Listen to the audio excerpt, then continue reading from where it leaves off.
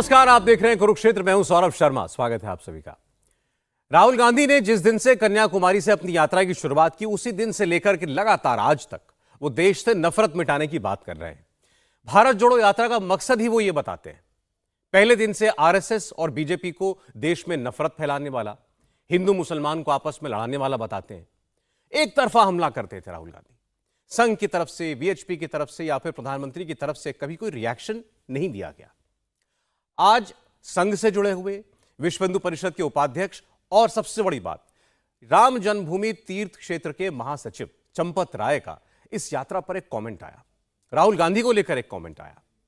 सब जानते हैं कि अयोध्या में राम मंदिर का निर्माण चंपत राय की देखरेख में ही हो रहा है। चंपत राय ने राहुल गांधी की भारत जोड़ो यात्रा की तारीफ की।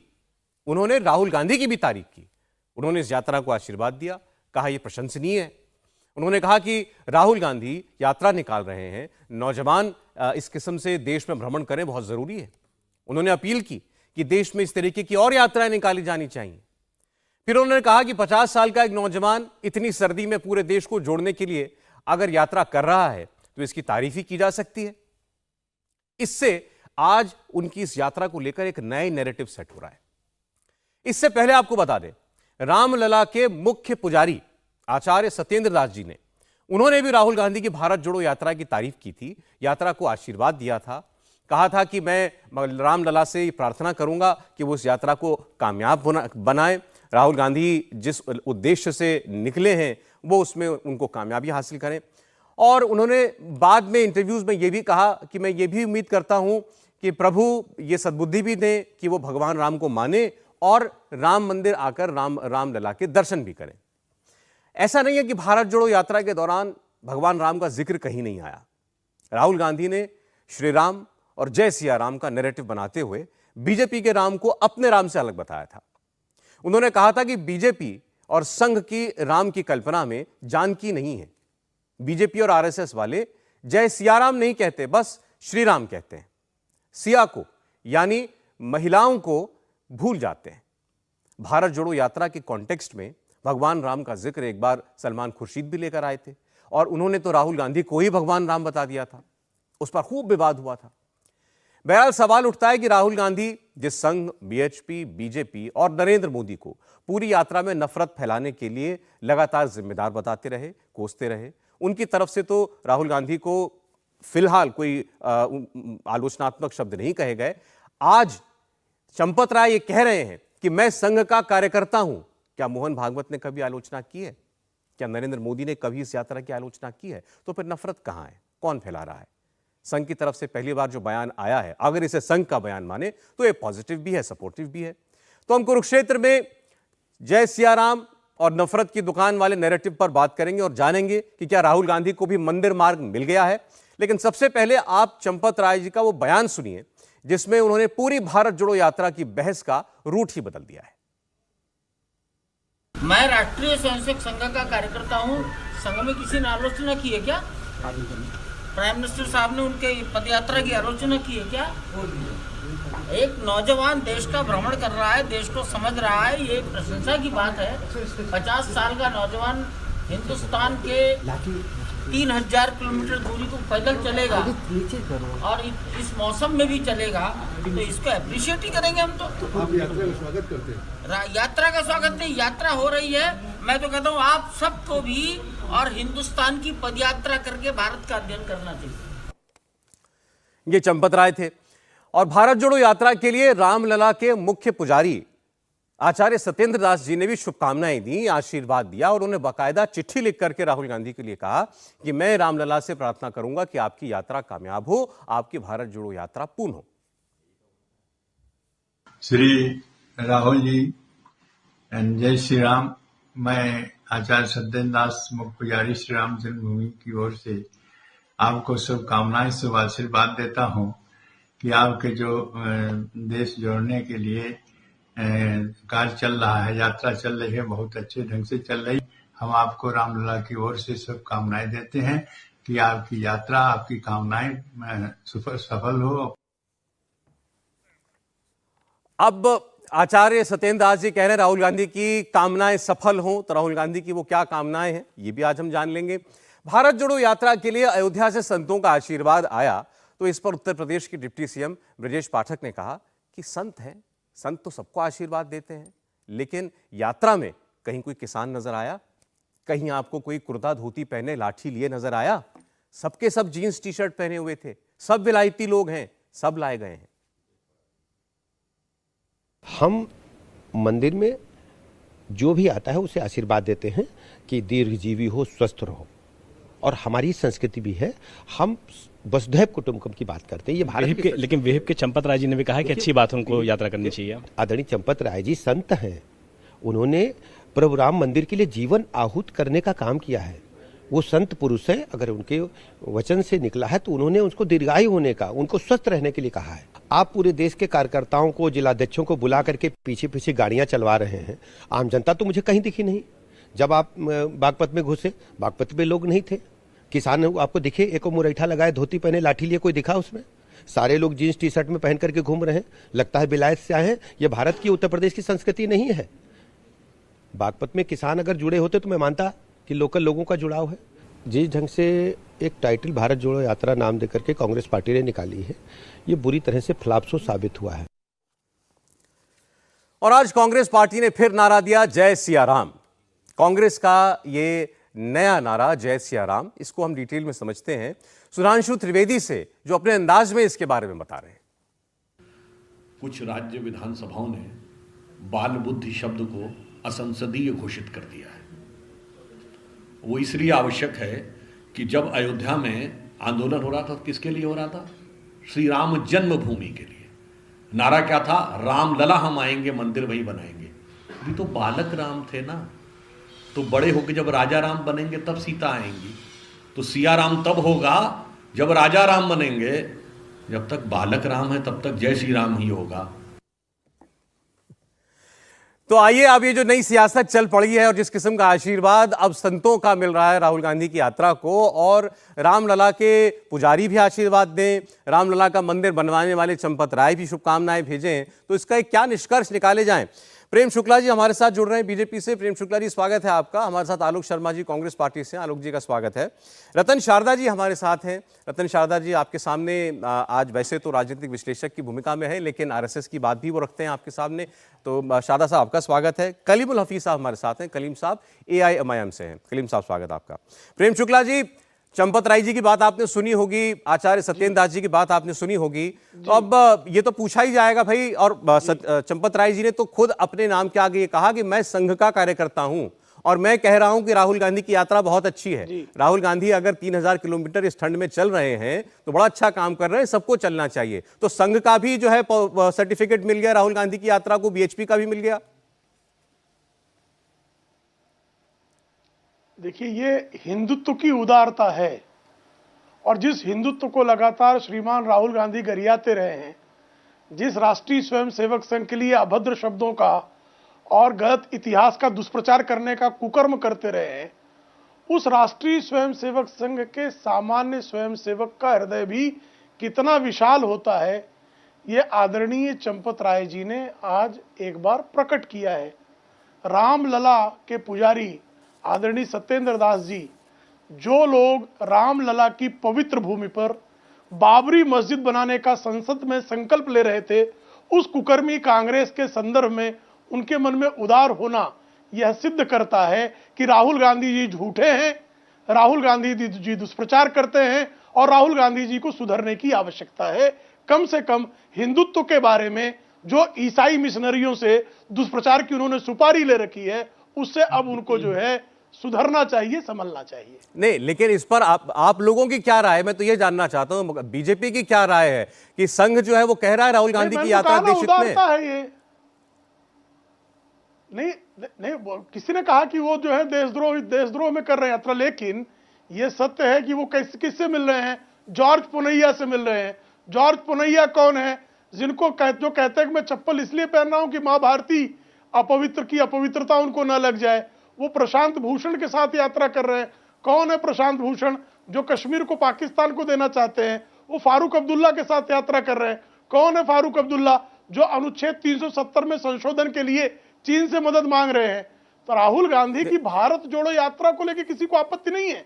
भारत जोड़ो यात्रा में जिस तरह के यात्री उनके साथ शामिल हुए हैं, उनका समय समय पर प्रशांत भूषण के बारे में, जॉर्ज पुनैया के बारे में, जॉर्ज पुनैया की मां भारती के बारे में जो राय थी वो राहुल गांधी से भेंट के बाद बदल गई क्या? प्रेम शुक्ला जी, वो तो प्रशांत सारी भूषण की बातें राय हम बदल जानते हैं, गई ये क्या? बातें दिखाई फारूक भी गई अब्दुल्ला हैं की और राय आपने बदल बार गई बार क्या? बताया भी है। आपको जॉर्ज पुनैया ने जो बोला वो आपको आपत्तिजनक लगता है, आपको फारूक अब्दुल्ला ने जो बातें कही वो खराब नहीं तो लगती है। उसी में- मेधा उसी में पाटेकर सौरभ उस यात्रा में थी, उस यात्रा नहीं, में ठीक है। कन्हैया चल रहे सौरभ जी, हैं, तो सौरभ जी, ये सारी ये बहुत बातें अच्छी ठीक है। बात है। नहीं, मैं केवल इतना कह रहा हूँ, ये नहीं, सारी सौरभ जी, बातें ठीक है। सिर्फ 10 सेकंड मुझे और दे दीजिए तो हाँ आपको ठीक, 10 लेकिन सेकंड में तो इसके आपको उत्तर मिल बावजूद जाएगा। कहा है चंपत राय ने जो देखिए, कहा है। आप भारत जोड़ो यात्रा नहीं, मैं वही कह रहा हूं, भारत जोड़ो यात्रा करने के लिए आप जब निकले हुए हैं तो जो भारत तोड़ो यात्रा के यात्री रहे हैं, अगर ऐसे लोग आपसे यात्रा के दौरान मिल रहे हैं तो क्या उन्होंने अपना मत परिवर्तित किया?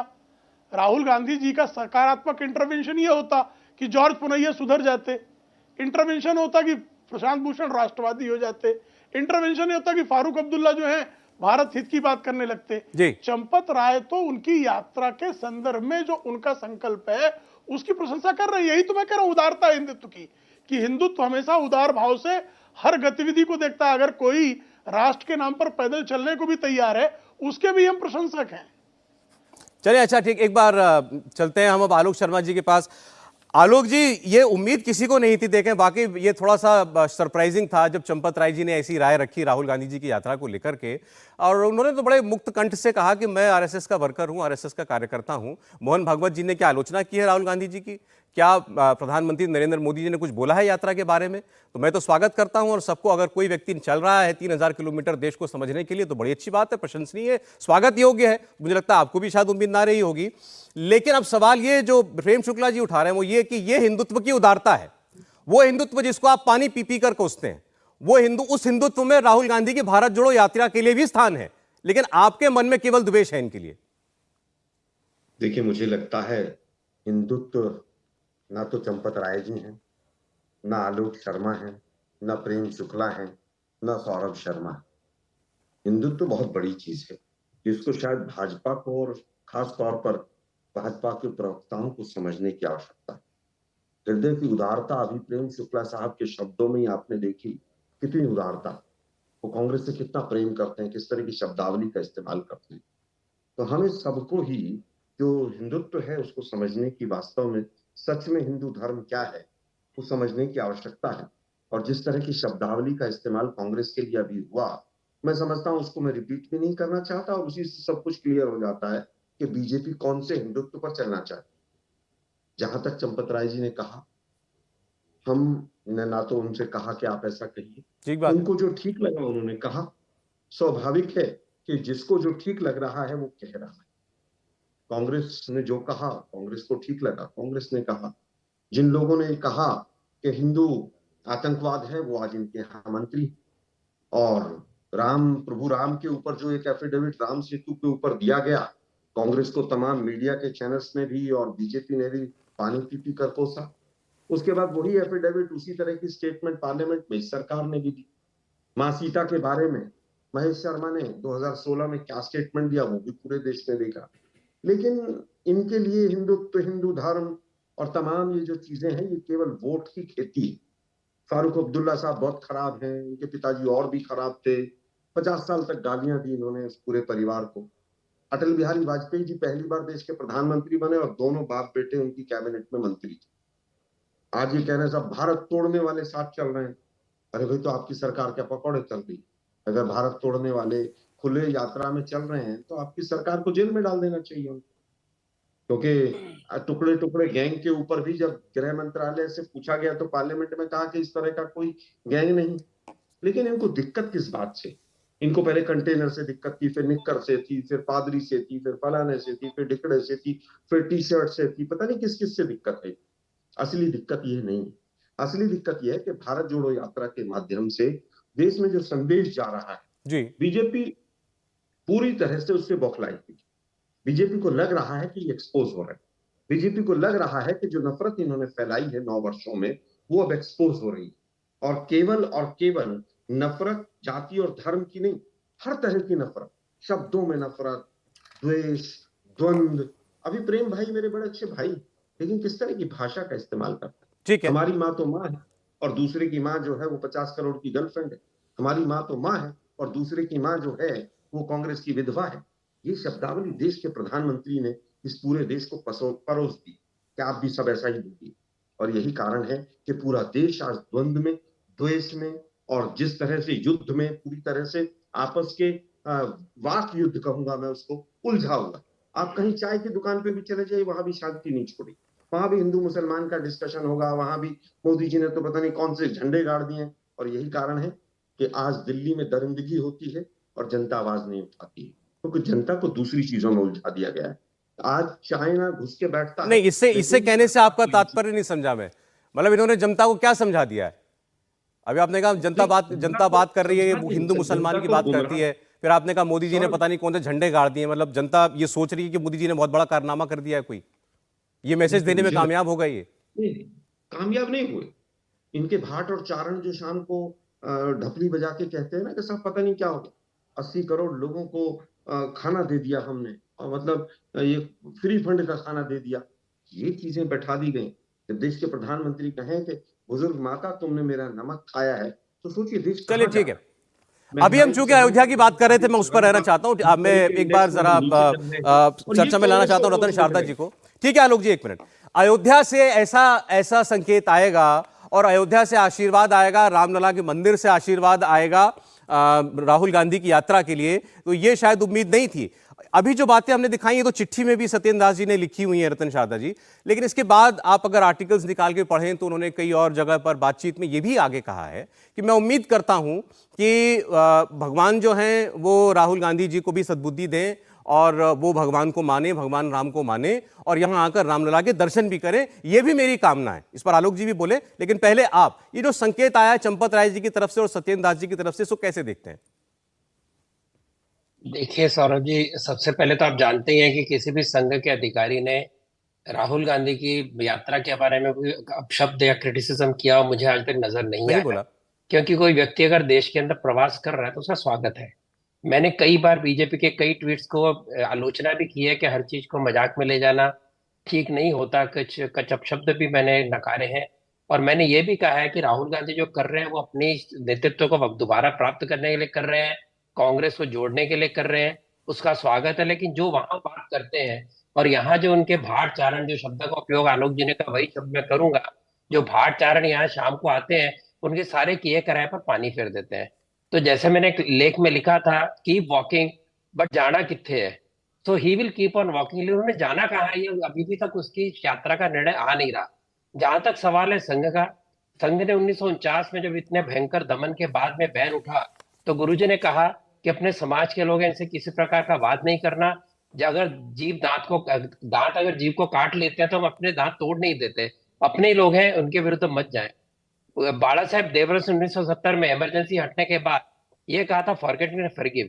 जनता पार्टी ने नहीं फॉरगेट एंड फॉरगिव किया, उन्होंने केस चलाया, उसका नतीजा हम जानते हैं।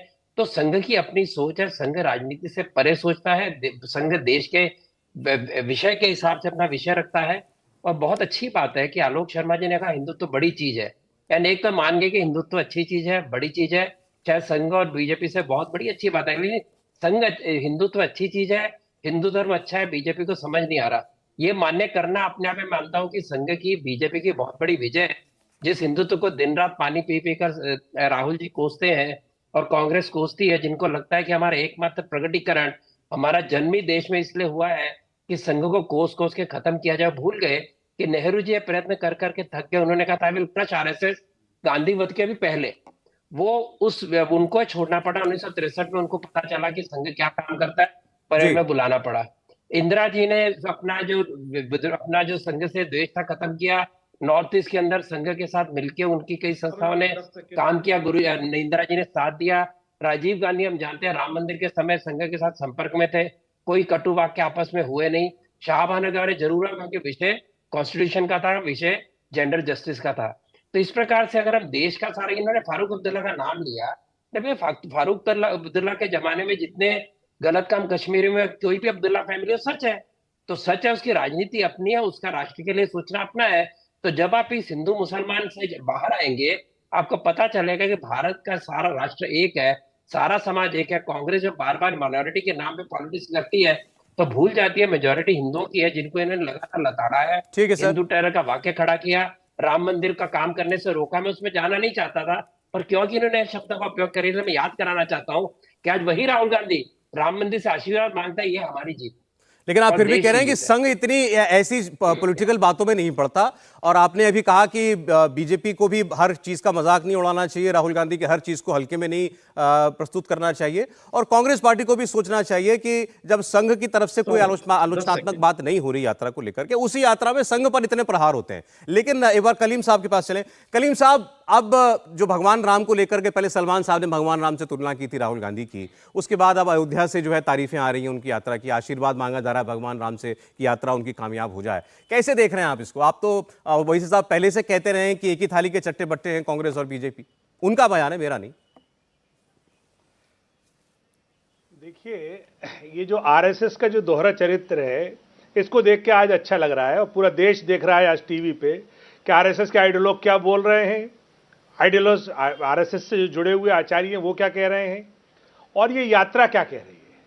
ये यात्रा जिस तरह से इसके बारे में बताया गया कि ये अराजनीतिक यात्रा है और सिर्फ आरएसएस के खिलाफ ही यात्रा है। ये बाकायदा पहले दिन से ये कहा गया कि जिस तरह से आरएसएस ने जहर फैलाया है, माइनॉरिटीज के खिलाफ जो युद्ध छेड़ा है, जो नफरत फैलाई है, उसके खिलाफ ये यात्रा, ये राजनीतिक नहीं है। दूसरी बात, भारतीय जनता पार्टी कुछ भी कहे, लेकिन उन्होंने सबसे पहले किसी भारतीय जनता पार्टी के नेता का नाम भी नहीं लिया पूरी यात्रा में। उन्होंने कहा, सबसे बड़ा प्रहार किया वीर सावरकर पर, उनको बताया वो माफी वीर हैं, किस तरीके से उनकी देश की आजादी के खिलाफ यानी अंग्रेजों के साथ क्या भूमिका थी उनकी। पूरी बीजेपी आग बबूला हो गई थी जब उन्होंने महाराष्ट्र में ही जाके सावरकर के बारे में बयान दिया था। लेकिन आज जो आरएसएस बैकफुट पे नजर आ रहा है, ये देख के अच्छा लगा। यहां से कुछ उम्मीद ये जगी है कि शायद ये नफरत हार जाए। भले से इनकी वो इसको उदारता कह रहे हैं, वो कह रहे हैं कि हमारा खुला दिल है ये। आप कह रहे हैं कि बैकफुट है, पीछे हटना पड़ रहा है। ये इनका दोहरा चरित्र है। जब देश का आम नागरिक आइडिया ऑफ इंडिया के साथ आता हुआ दिख रहा है, अब इन्हें लग रहा है कि हिंदू मुस्लिम नफरत खत्म होकर इन जालिमों को या नफरती चिंटुओं के खिलाफ खड़े हो जाएगा देश, तो इसलिए इन्होंने जो है वो अभी यूटर्न। तो इसका मतलब आप ये कह रहे हैं कि राहुल गांधी की यात्रा को आप कामयाब मानते हैं, क्योंकि वो कहते हैं मैं देश से नफरत हटाने निकला हूं, मोहब्बत की दुकान खोलने निकला हूं, तो राहुल गांधी कामयाब हो गए? नहीं, राहुल गांधी का तो जो जिस तरीके से कांग्रेस ने माफी मांगी बाबरी मस्जिद गिराने के लिए, बाकायदा कांग्रेस के अध्यक्ष ने माफी मांगी, तो इसलिए श्री राम जन्मभूमि के जो ट्रस्टी हैं और कांग्रेस है, उनका तो गहरा रिश्ता है, तो इसलिए उनको वो मिल रहा है आशीर्वाद। तो कांग्रेस को कामयाबी मिले ना मिले, बट मैं ये जरूर समझ रहा हूं इस यात्रा के बहाने से आरएसएस का मुखौटा उतर रहा है। ये जो नफरत इन्होंने फैलाई है, अब देशवासी इसको समझ रहे हैं, और इस यात्रा का राजनीतिक उनको लाभ होगा नहीं होगा मैं नहीं कह सकता, लेकिन मैं ये समझता हूं कि जो आइडिया ऑफ इंडिया है, जो प्लूरल सोसाइटी का जो जीत है, उसकी तरफ अगर हम बढ़ते हैं तो हम तो इसका स्वागत करेंगे। तो मतलब अयोध्या से जो संकेत आ रहे हैं राहुल गांधी की यात्रा को लेकर, आप कह रहे हैं कि ये दिखाता है कि बैकफुट पर है आरएसएस, अब उसको जैसा आपने कहा कि अपने नफरती अवतार से पीछे हटना पड़ रहा है, और राहुल गांधी जो है, उनकी पार्टी जो है, वो हैंड इन ग्लव है अभी भी बीजेपी के साथ। आप अभी भी बाबरी मस्जिद की बात कर रहे हैं, मतलब बाबरी मस्जिद ढाने वालों में आप शुमार उनको भी करते हैं, बीजेपी को भी करते हैं, आरएसएस को भी करते हैं। राम जन्मभूमि तीर्थ क्षेत्र के ट्रस्ट के जो महासचिव हैं चंपत राय जी, जिनकी देखरेख में भगवान राम के मंदिर का निर्माण हो रहा है, उन्होंने राहुल गांधी की यात्रा की प्रशंसा की। उन्होंने कहा कि इस पदयात्रा का स्वागत किया जाना चाहिए। रामलला के मुख्य पुजारी वो कह रहे हैं मैं भगवान से विनती करूंगा, उनसे राहुल गांधी की यात्रा कामयाब हो इसके लिए आशीर्वाद मांगूंगा, और इससे एक नई बहस छिड़ी। हमारे साथ मेहमान बने हुए हैं, प्रेम शुक्ला जी के पास जाना चाहते हैं। प्रेम शुक्ला जी, अभी कलीम साहब कह रहे थे कि ये सब कुछ इसलिए हो रहा है क्योंकि अब बीजेपी आरएसएस बैकफुट पर है। अब समझ में आ गया है कि अब नफरत की राजनीति नहीं चलेगी, देश जग गया है। जी देखिए, हमको बैकफुट पे आने की आवश्यकता ही नहीं है। बैकफुट पर तो आज एमआईएम दिख रही है कि कल तक जिनको कांग्रेस भारतीय जनता पार्टी का सी टीम डी टीम बताती थी, आज वो कांग्रेस की किस तरह से बी टीम है ये सिद्ध कर रही है। तो आज तो कलीमुल हाफिज साहब जो हैं, ये कांग्रेस के बगल बच्चे हैं एमआईएम वाले, ये सिद्ध कर रहे हैं। अब मुद्दे की बात यह है कि आदरणीय चंपत राय जी ने जो बात कही है कि 3000 किलोमीटर श्रीमान राहुल गांधी का चलना अच्छी बात है। तो इसको तो किसी ने बुरा, आदरणीय अमित शाह जी से भी ये प्रश्न जो है गुजरात चुनाव के दौरान पत्रकारों ने किया, तो उन्होंने कहा हम हर परिश्रम करने वाले की हम प्रशंसा करते हैं, लेकिन परिश्रम करने वालों के बीच में अगर अलगाववादी तत्व आते हैं तो उन अलगाववादी तत्वों को रेखांकित करना ये भी हमारा दायित्व है। तो हम अलगाववादी तत्वों को भी रेखांकित करते हैं। और स्वयं श्री राहुल गांधी उस दिन उन्होंने लाल किले से खड़े होकर क्या कहा कि मैं इस पूरी यात्रा में मैंने आया और मैंने देखा कि जमीन पर कहीं नफरत नहीं है, हिंदू मुस्लिमों में कोई विवाद नहीं है, ये तो चैनल वाले विवाद फैला रहे हैं। वो तो राहुल गांधी का वक्तव्य आप लाल किले का निकाल कर देख लीजिए, उसमें तो कह रहे कि नफरत है ही नहीं कहीं, यानी वो भ्रम में थे कि नफरत है, चैनल देखकर भ्रमित हो गए थे वो। और जब वो 3000 किलोमीटर की यात्रा के 2 चरण पूरे किए तो उनके ध्यान में आया कि इस तरह से तो कोई नफरत है ही नहीं, मैं अनायास के भ्रम में था। और जिस हिंदुत्व के प्रति मैं इतने नफरत के जहर बो रहा था, वो हिंदुत्व वाले भी जो है, आज आलोक शर्मा जी भी मान रहे हैं हिंदुत्व बहुत बड़ी चीज है। आलोक शर्मा जी से आग्रह है कि श्रीमान राहुल गांधी को भी हिंदुत्व का काढ़ा थोड़ा पिला ही दे, ताकि उनका भी जो है ज्ञान प्रकट हो जाए। नहीं, वो राहुल जी ने जो कहा मैं पूछूंगा उनसे, लेकिन उनका आपके लिए कहना आलोक जी महंगाई विरोधी रैली में भी जाते हैं, हिंदुत्व की विराटता को पहले समझिए, हिंदुत्व की उदारता को पहले बीजेपी वाले समझे।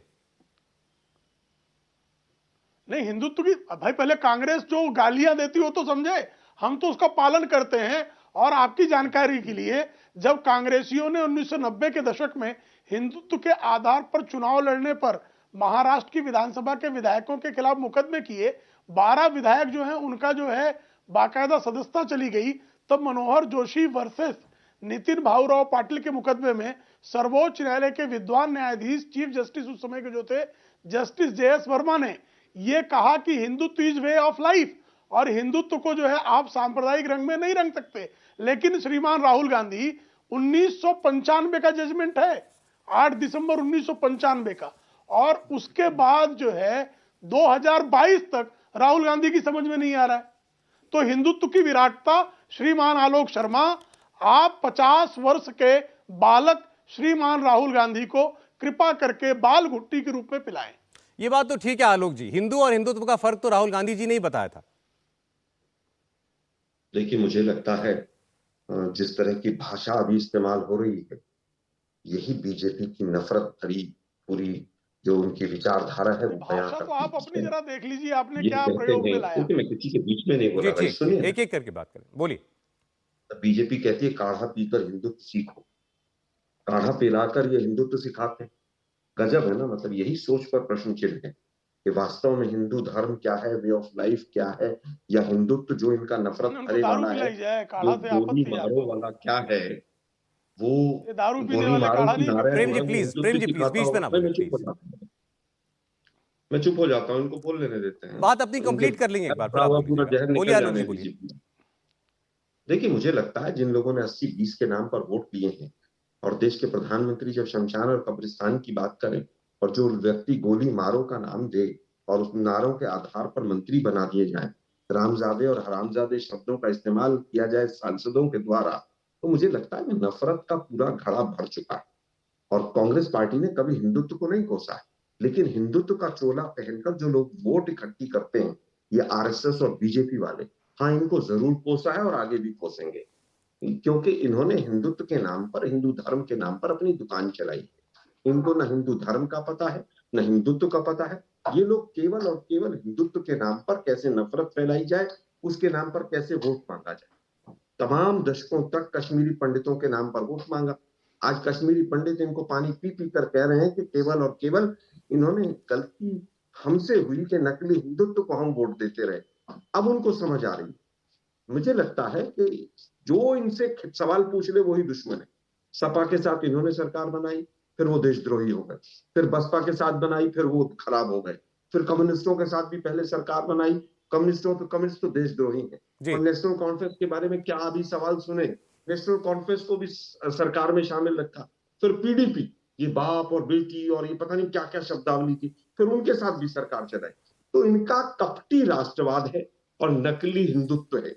राष्ट्रवाद के नाम पर एक बार या जरा अपनी एक बार जरा राजनीतिक हिंदुत्व की से बात पूरी कर लेते और हैं आलोक जी। हिंदुत्व जो अभी है, आपने कहा वो कि इनका नकली है। अब एक बार इनको हिंदुत्व की का बात पता पूरी ही करते नहीं हैं। है, आपने हिंदुत्व कहा वास्तव में है क्या? इन्होंने हिंदू धर्म के नाम पर दुकान चलाई, नफरत फैलाई केवल वोट के लिए।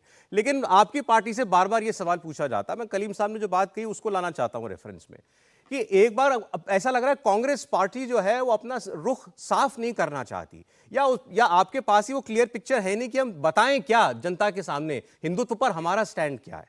राहुल गांधी कहते हैं कि दो अलग अलग विचारधाराएं हैं, हिंदू धर्म है और हिंदुत्व अलग विचारधारा है जो बीजेपी की है, ये उनके शब्द हैं प्रॉपर।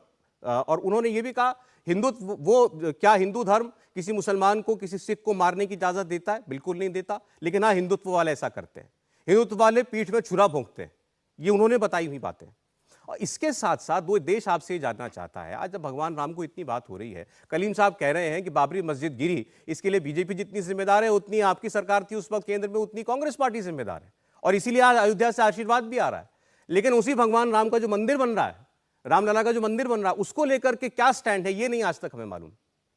नहीं, हमारा जो स्टैंड है वो तो पहले से क्लियर है। हमने कहा न्यायालय जो फैसला करेगा उसको मानेंगे। लेकिन इन लोगों का स्टैंड दोगला था। जब यात्रा चल रही थी तो न्यायालय में केस भी चल रहा, तो कहा कि नहीं ये तो हमारी आस्था का विषय। जब इनकी सरकार आई तो नहीं पूर्ण बहुमत की सरकार आनी चाहिए। जब पूर्ण बहुमत की सरकार आ गई बोला नहीं ये तो हम जो है वो न्यायालय से ही फैसला आएगा तभी मानेंगे। कांग्रेस पार्टी का पहले दिन से एक स्टैंड है, न्यायालय का जो भी निर्णय होगा उसको मानेंगे। बीजेपी सत्ता में से बाहर रहती है तो आस्था का विषय हो जाता है, और जब सत्ता में आ जाती है ठीक तो है, फिर न्यायालय की तरफ मैं ये बात, अच्छा ये बात आप लोगों से बार बार पूछी जाती है कि राम ठीक, मंदिर से केवल और केवल वोट का वास्ता। अच्छा ठीक है आलोक शर्मा जी, एक बात बार बार उठाई जाती है, देखिए कोई किसी को मजबूर नहीं कर सकता, या एक मिनट नहीं बात सुनिए आप एक बार, फिर आप कंप्लीट कर लीजिएगा। ये कोई किसी को मजबूर तो कर नहीं सकता कि आप इस मंदिर में जाइए, इस गिरजे में जाइए, इस मस्जिद में जाइए। लेकिन राम मंदिर चूंकि हम जानते हैं कि देश के लिए कितना बड़ा आस्था का केंद्र है, तो ये बार बार पूछा जाता है कांग्रेस पार्टी के बड़े नेता राम मंदिर में क्यों नहीं जाते, रामलला के मंदिर में क्यों नहीं जाते, राहुल गांधी वहां कभी क्यों नहीं गए, प्रियंका जी वहां कभी क्यों नहीं जाती हैं, कि कहीं उससे गलत संदेश ना चला जाए देश के अंदर, कहीं उसका माइनॉरिटीज के अंदर गलत संदेश ना चला जाए, इससे डरते हैं। कि मुझे लगता है डर जो है वो भाजपा में, कांग्रेस में कभी डर नहीं। बहुत सी अपनी आस्थाएं हैं, मैं किस मंदिर में जाऊंगा किस में नहीं जाऊंगा, वो ठीक है। मैं और राजीव त्यागी जी दोनों गए थे, हमें तो कहीं डर नहीं लगा, किसी को डर नहीं लगता। डर बीजेपी को लगता है, एक्सपोज हो रहे हैं। आरएसएस को डर लगता है, अंग्रेजों के टाइम के तमाम गड़े मुक्ते इनके आज भी उखड़ के आते, 60 रुपए की पेंशन से लेकर तमाम, आज इनके पास जवाब नहीं।